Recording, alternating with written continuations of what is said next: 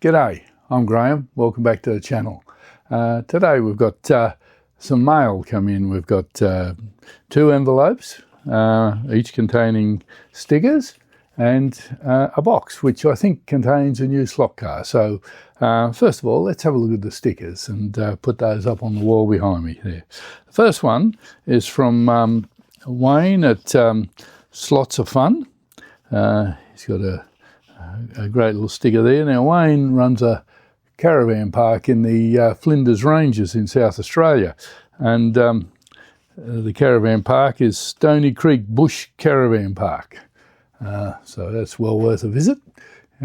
And what he's got is a large Carrera digital track in the caravan park, and he runs race nights and all sorts of fun for guests of the caravan park. So I'm really looking forward to getting back to Wilmington and in South Australia and visiting Wayne and having a look at his track. He sent me a great little note which thanking me for the sticker swap and saying what a great community it is that we have here, and I agree with him, we do. We have a really great Slotcar community operating in Australia. The other one is from Detroit Slotcars, and this is from Matt. Now Matt's established in 2025, so he's very new to the whole Slotcar thing. He's running a scale electric track, and he's only posted in the last few days that he picked up another second-hand scale electric set, and so he'll be able to expand his track and continue on. So like all of us, he's growing as he goes. But yeah, Matt's a lovely bloke, and he did a really nice channel. So hasn't got many subscribers, so it needs people to get on there and like, subscribe, comment, and swap stickers with him. Yeah, all right. Well, we'll put those on the board first, and then we'll have a look at what the box contains. Right. We'll put Slots of Fun over here, right there.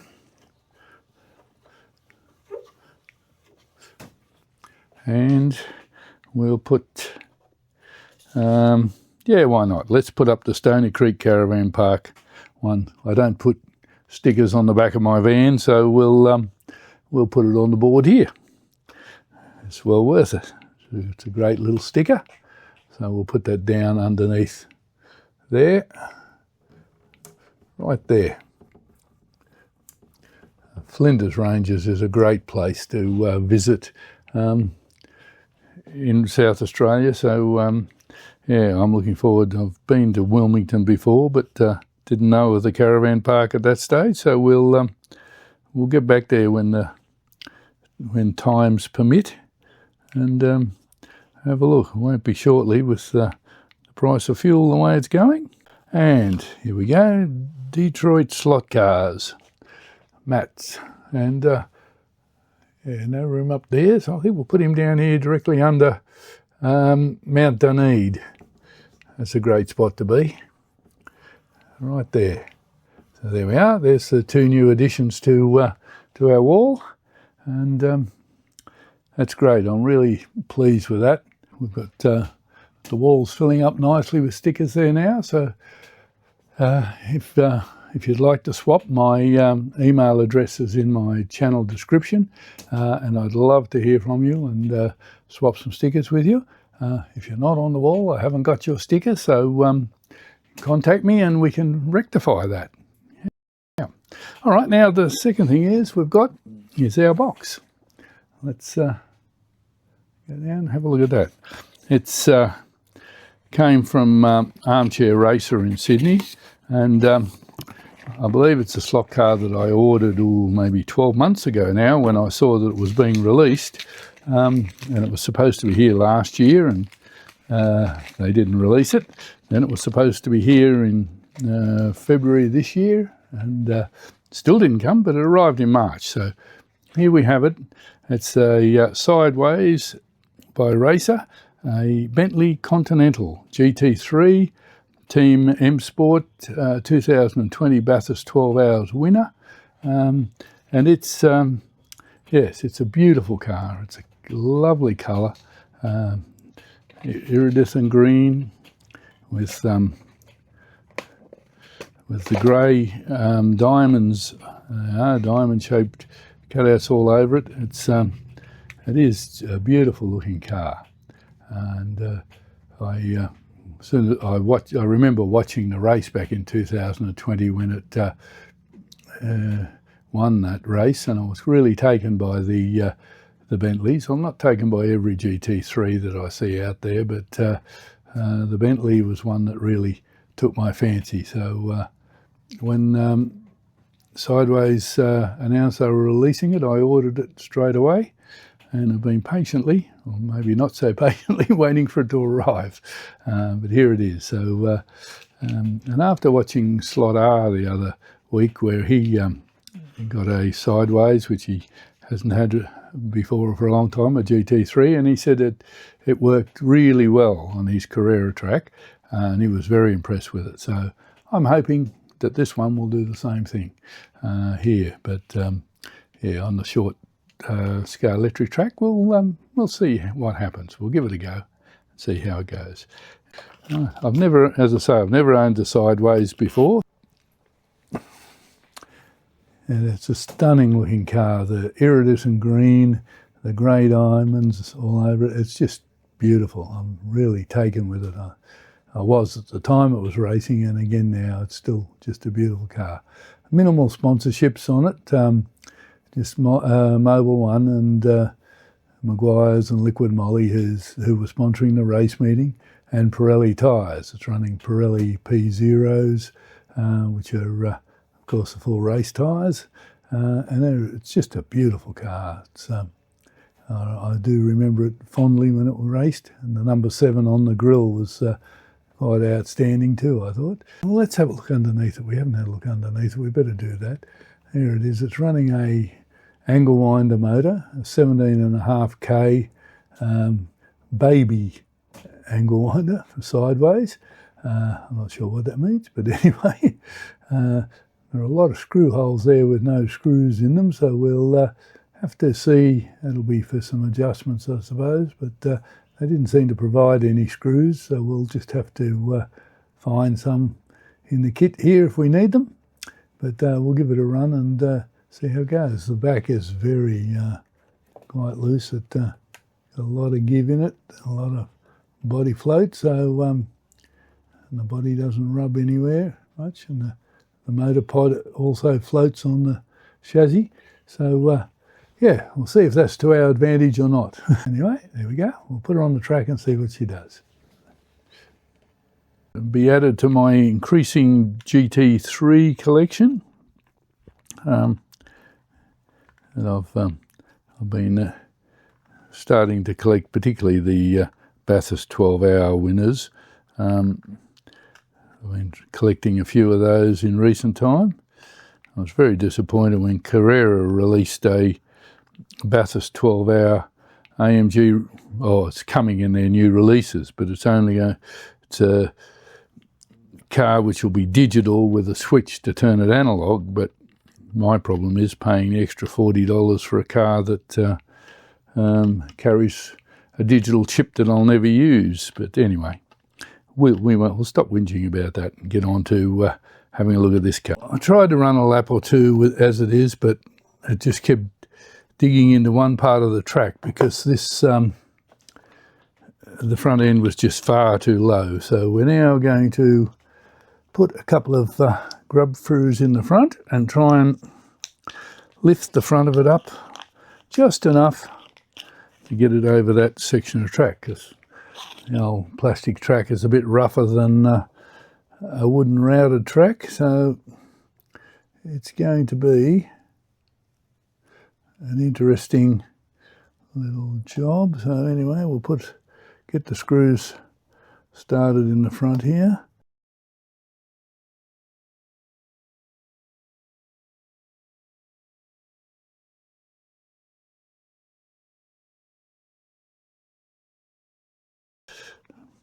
But yeah, no, this swing looks like it's going to have to be glued in, I think. I just had my son 3D print a number of the dash slot Aston Martin wings, because we've got 4 Aston Martin that all have wing problems from time to time, but I also using them on a couple of scratch builds I'm doing. So I do like my cars at least to have their wings. I'm not, mirrors I can't be too worried about because they never survive, but I'm hoping to keep the wings on them because it's part of the aesthetic of the car, I think. Now, we'll put it on the track.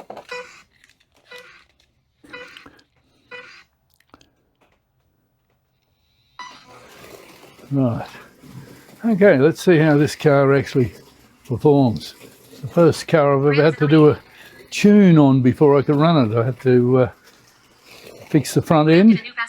It doesn't like that corner though. It keeps kicking off and going the wrong lane. I'm not sure why. Oh, she's a bit skatey. I did give the tyres a bit of a sand up. They seem to be pretty close to being round. I'll move my skeleton over there, he's getting in the way a bit.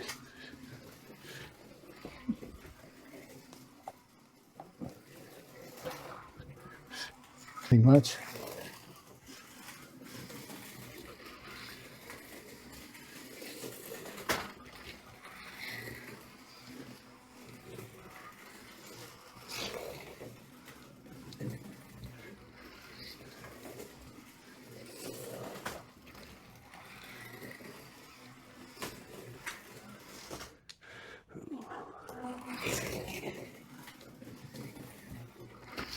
It's like the real car, it's quite large. It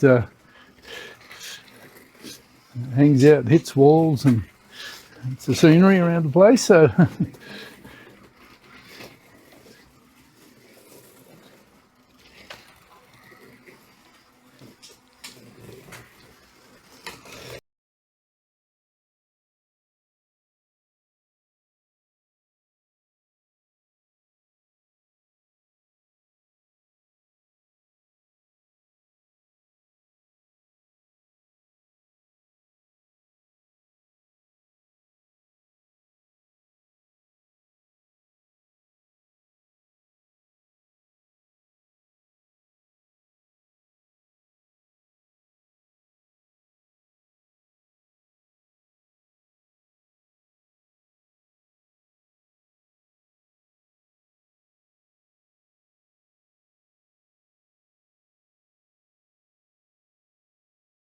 not like he knows crossovers at all.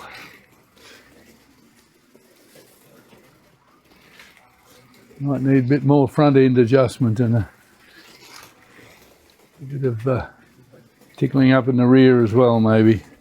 Anyway, it's a lovely car, and it does keep you on your toes going around this track, so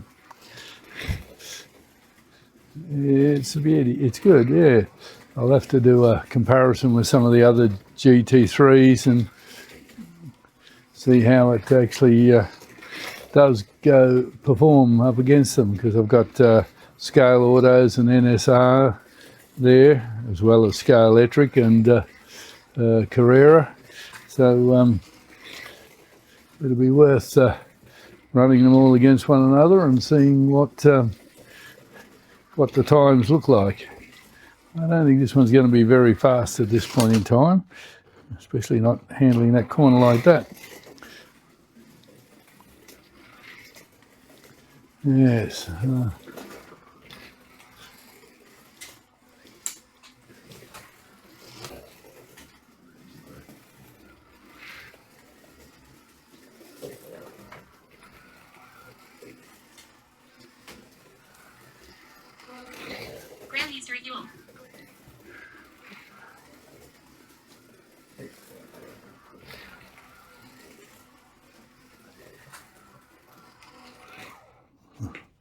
That was interesting.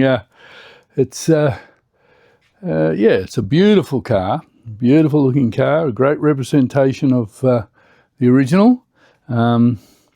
but it's not fast at the moment, and I don't know why, but I'll have to look into it and do some adjustments to get it up to speed. On the speeds it was doing today, it wouldn't even, it would be the lowest on that board there now of the old Holdens and Falcons and things. But so yeah, it's not fast. What was it, a 1099? So it would have been on the very bottom of that board up there. So I think it's going to need some tuning and some adjustments. As I say, it's got a lot of screw holes there that don't have screws in them, and there's a lot of movement in the rear of that, so I suggest we might take some of that movement out and just test it and see what it does, see if it makes any difference. They didn't supply me with any screws, but I do have bags of screws with the Scalextric Pro Performance kits, so I'll find some screws and whack a couple in and play with it and see what happens. It'll be fun. But so that's all for today. So we'll catch you again shortly. I'll be away for about a month. So when we get back, we'll see what's on the board for new project. If you would like to exchange stickers, please look up my email in my channel description and drop me a line. I'll be taking the stickers with me when I go away, so there'll be no delay in getting them posted if anybody does want to swap. So yeah, just do that. That'll be great. So if you like this sort of content, like and subscribe, and do comment, because I do reply to every comment as well. Okay, see you again later.